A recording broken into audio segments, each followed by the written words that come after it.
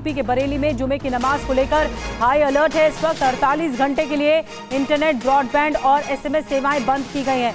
शहर के चप्पे चप्पे पर ड्रोन से नजर रखी जा रही है। हालात को काबू करने के लिए पुलिस, पीएसी और आरएएफ के जवान की तैनाती हुई है। शहर के संवेदनशील इलाकों में जो है ज्यादा पुलिस का पहरा है। छावनी में ये इलाके बदल चुके हैं।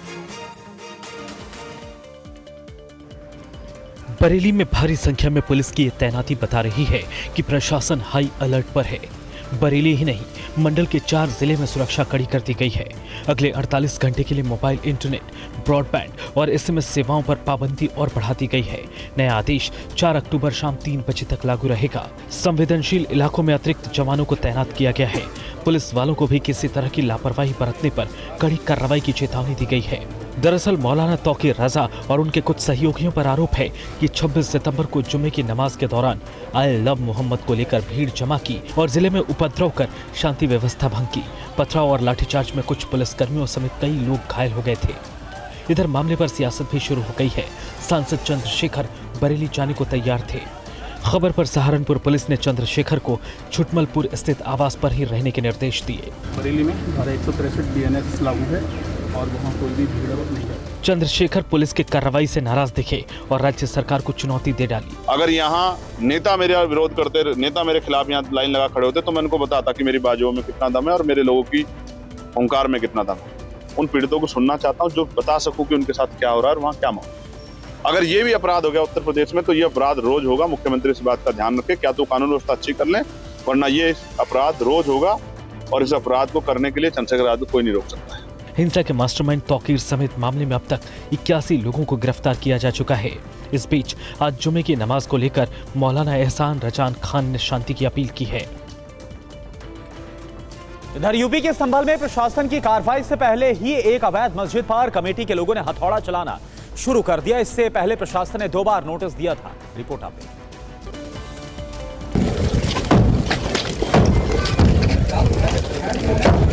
दनादन हथौड़े चला रहे ये कोई मजदूर नहीं बल्कि मस्जिद कमेटी से जुड़ा व्यक्ति है जो अपने ही हाथों से अवैध मस्जिद को तोड़ रहा है।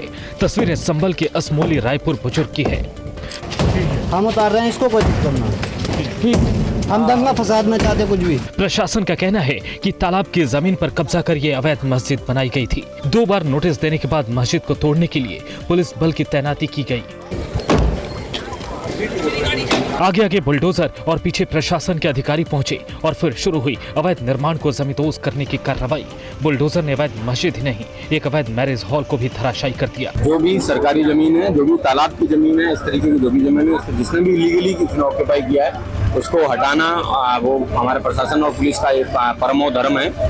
इसी को ध्यान में रखते हुए इस इलीगल जगह को 30 दिन पूर्व में तोड़ने के लिए बताया गया था, लेकिन के द्वारा ना ही यहाँ से कंस्ट्रक्शन हटाया गया, ना ही तोड़ा गया, ना ही अपील की गई। इस स्थिति को देखते हुए आज प्रशासन द्वारा इसको हटाया जा रहा है।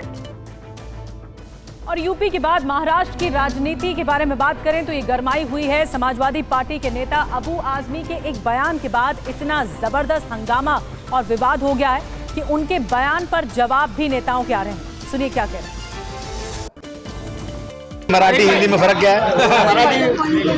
अरे मैं मराठी बोल सकता हूँ। समाजवादी पार्टी के विधायक अबू आजमी ने ये बातें भिवंडी में कही।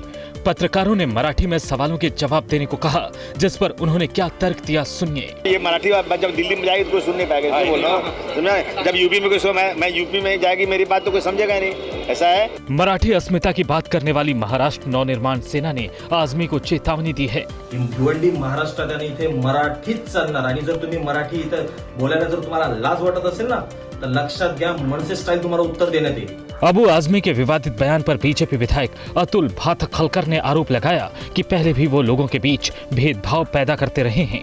ताजा बयान पर उन्होंने एफआईआर की बात कही है।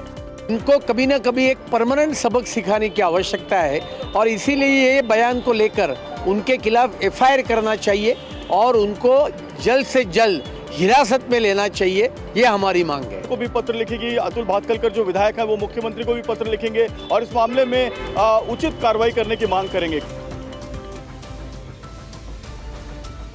और दिल्ली से बड़ी खबर है, जहां पर दिल्ली के एक आपसखेड़ा इलाके में एनकाउंटर हुआ है और इस एनकाउंटर में, इस मुठभेड़ में एक बदमाश के पैर में गोली लगी है। एनकाउंटर के बाद 2 इनामी बदमाश अरेस्ट किए गए हैं। यह तस्वीर आपको दिखा रहे हैं, दिल्ली के कापासेड़ा इलाके की। यहां पर एनकाउंटर हुआ है और इसके बाद 2 बदमाश अरेस्ट किए गए हैं। बदमाश आकाश और महिपाल जिनका नाम है, दोनों को गिरफ्तार किया गया। ये दोनों गुजरात और गंगा नगर केस में वांटेड थे।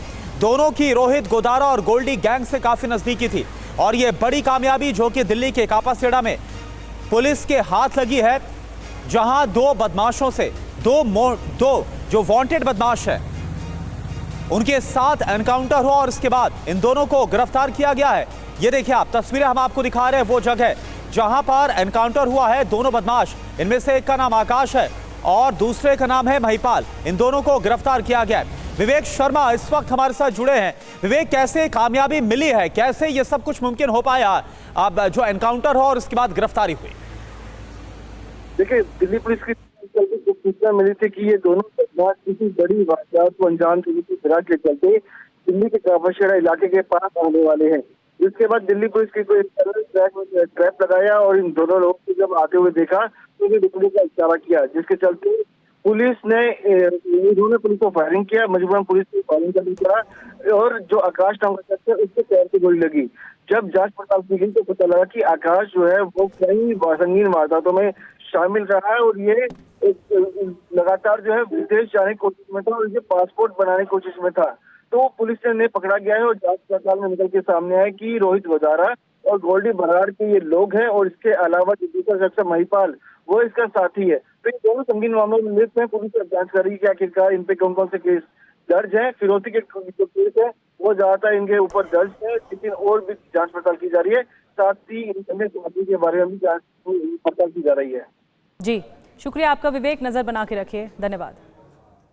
वहीं महाराष्ट्र में दशहरा रैली शिवसेना के दोनों गुटों के बीच सियासी अखाड़ा बन गया। उद्धव और एकनाथ शिंदे गुट ने एक दूसरे पर आरोपों की झड़ी लगा दी। आप देखिए। कोणी माईकाला आला तरी मुंबई महाराष्ट्रापासून वेगळी होऊ शकत नाही। महाराष्ट्र के डिप्टी सीएम एकनाथ शिंदे ने दशहरा कार्यक्रम के दौरान हुंकार भरी। उन्होंने उद्धव ठाकरे गुट पर प्रहार किए। उधर उद्धव ठाकरे ने भी शक्ति प्रदर्शन किया। दशहरा रैली के बहाने एकनाथ शिंदे और सीएम देवेंद्र फडणवीस को घेरने की कोशिश की।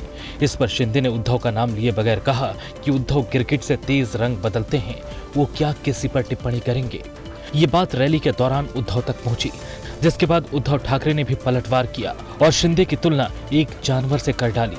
दशहरा रैली महाराष्ट्र में सुर्खियां बटोर रही है। इसे स्थानीय चुनाव से पहले का शक्ति प्रदर्शन भी माना जा रहा है। बाढ़ से घिरे किसानों की मदद को लेकर भी शिंदे ने उद्धव पर कटाक्ष किए। खुद को चाहिए काजू बादाम, पाणी में उतरे तो सर्दी जुकाम। सगळे लोक बसले चिखलामध्ये। शेतकऱ्यांच्या आयुष्याचा चिखल झालाय, पण नेत्यांच्या पायाला चिखल लागू नये म्हणून रॅम्प लावलाय। रॅम्प वॉक चालू आहे, रॅम्प वॉक। आम आदमी पार्टी के प्रदेश अध्यक्ष सौरभ भारद्वाज ने केंद्र सरकार और रेलवे की तारीफ की है।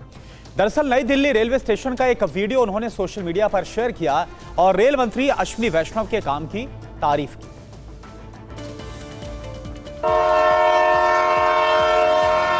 अक्सर आलोचना करने वाले आम आदमी पार्टी के प्रदेश अध्यक्ष सौरभ भारद्वाज नई दिल्ली रेलवे स्टेशन की व्यवस्था देखकर अश्विनी वैष्णव के फैन हो गए। मैं आज नई दिल्ली रेलवे स्टेशन पे हूँ और कई बार मैंने रेलवे विभाग और ख़ास तौर पे इनके मंत्री अश्विनी वैष्णव के बारे में आलोचना की है कि ट्रेन एक्सीडेंट्स बहुत हुए हैं और वो सच भी है। मगर आज मैं प्लेटफॉर्म नंबर 1 नई दिल्ली रेलवे स्टेशन पे आया हूँ और मैं ये स्लीपर क्लास के वेटिंग रूम में गया। मैंने यहाँ का शौचालय इस्तेमाल किया और वो मेरी उम्मीद से बेहतर था, साफ़ सुथरा था। वहाँ पे साफ़ सफाई के लिए एक आदमी लगा हुआ था और काफ़ी क्लीन था। तो मैं ये मानता हूँ कि कोई चीज़ अच्छी हो तो उसके बारे में हमें एक्नॉलेजमेंट भी करना चाहिए। तो ये चीज़ मुझे लगा कि रेलवे ने इम्प्रूव की।